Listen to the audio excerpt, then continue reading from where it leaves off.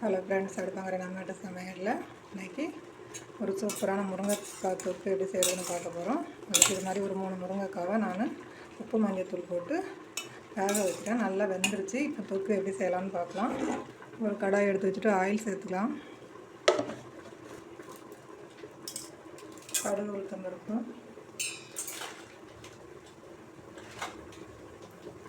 ஜீரகம், வெங்காயம் சேர்த்து வதக்கி விட்டுக்கலாம்.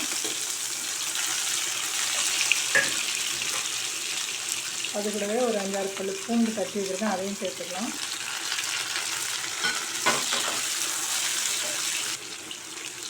ஒரு கொத்து கருவேப்பிலை சேர்த்து நல்லா வதக்கி விட்டுக்கலாம். வெங்காயம் நல்லா வதங்கிடுச்சு. இப்போ இதில் வந்து தக்காளி 2 கட் பண்ணி வச்சுருக்கேன், அதையும் சேர்த்துக்கலாம்.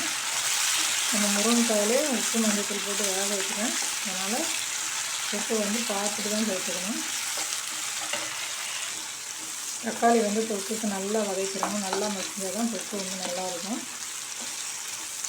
இப்போ பாருங்கள், தக்காளி வந்து நல்லா வதங்கி வந்துடுச்சு. நம்ம இந்த ஸ்டேஜில் மசாலா சேர்த்துக்கலாம்.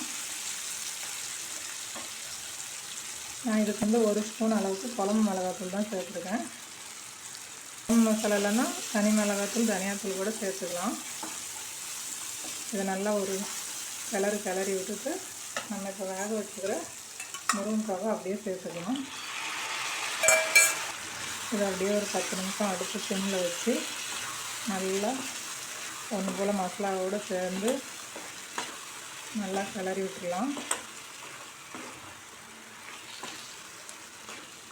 முருங்கைக்காவை நேரடியாகவும் அப்படியும் சேர்த்துக்கலாம். அதை விட இது கொஞ்சம் நம்ம தனியாக வேக வச்சு போடும்போது நல்லா சாஃப்டாக வெந்திருக்கும் முருங்கைக்காய்.